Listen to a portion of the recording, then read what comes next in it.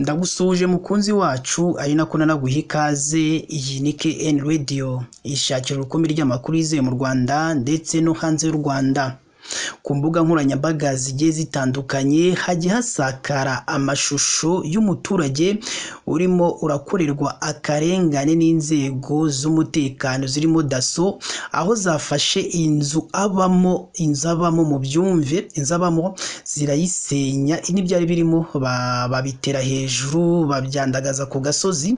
Uyu muturage rero nyuma y'uko yasenyewe inzu ye yatangaje ko impamvu zino nzego z'umutekano zaje kumusenyera inzu ngo nuko umwe muri izo nzego z'umutekano yaje amusaba fanta kugira ngo uyu muturage inzu yiwe yari arimo arubaka igomeze yubakwe.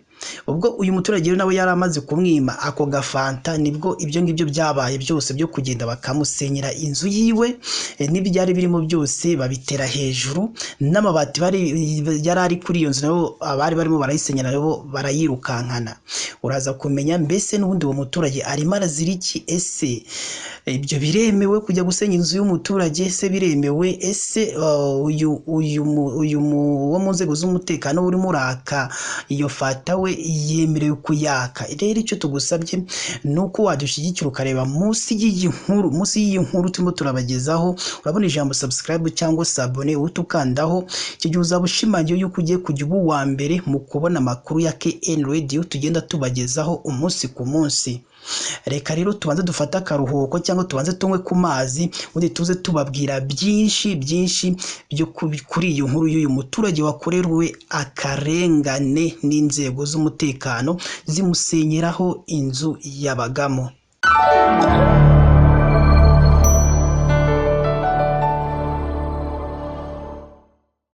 Reka rero nongere nguhe ikaze mukunzi wacu. Iyi ni KN Radio ishakira urukumbi ry'amakuru yizewe mu Rwanda ndetse no hanze y'u Rwanda. Icyo tugusaba buri gihe ni ukudushyigikira ukanda subscribe cyangwa se abone buri gihe, kandi ikindi tugusaba ni uko inkuru dushyizeho uzaza uduha igitekerezo. Iyi nkuru tugiye kubabwira y'uyu muturage wakorewe kano karengane, nawe ugomba kuyitangaho igitekerezo. Nawe numara kuyumva ndabizi neza urayitangaho igitekerezo.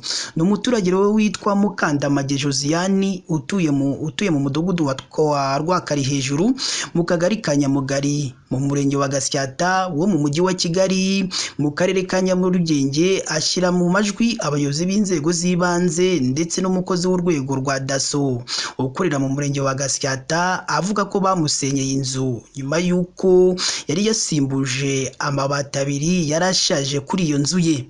Uyu mugore uvuga ko nyuma yo gusimbuza ayo mabati abiri yatumweho n'umunyamabanga nshingwabikorwa w'akagari ka Nyamugari, maze amusobanura ko nta nyubako yazamuye ahubwo ko yasimbuje amabati abiri, ngo kuko ayari ariho yavirwaga bikarangira gitifu amubwiye ngo yisubirire mu rugo. Uyu mugore yaje gutungurwa nuko umudaso witwa Kalisa yaje kumureba akamusaba fanta, ariko ngo ubwo uyu muturage bwo yari atarahafata uwo mudaso, ngo yatunguwe no kubona mu gitondo cyo kuri uyu wa kane tariki ya 18 Nyakanga 2024 yazanye n'abanyerondo ndetse n'umunyamabanga nshingwabikorwa w'akagari ka Nyamugari. N'ubundi uwo muturage yari yavuyeho, maze inzu barayataka barayisenya, ibikoresho byarimo babikubita hasi babyandagaza ku gasozi. Ubwo umunyamakuru ubwo yageraga harimo hararebera ako karengane, umunyamabanga nshingwabikorwa w'ako kagari nabo bari kumwe bahise bayabangira ingata barirukanka karahava. Abasenyaga nabo ibikoresho birimo ayo mabati nabo bahise babyirukankana. Abaturage ba Mukandamage Josiane nabo bashimangira ko uwo mudaso yaba yarasenye iyo nzu y'uwo muturage kubera ko atabonye iyo yita fanta, nyamara ngo ba mudugudu kimwe n'abandi bayobozi b'inzego z'ibanze muri aka gace ngo bakaba bakomeje kubaka amazu, ngo kuko bavuga ko barimo barishimira itsinzi. Gusa aba baturage bavuze ko uyu muturage agomba kurenganurwa uko byagenda kose, ngo kuko yakorewe akarengane.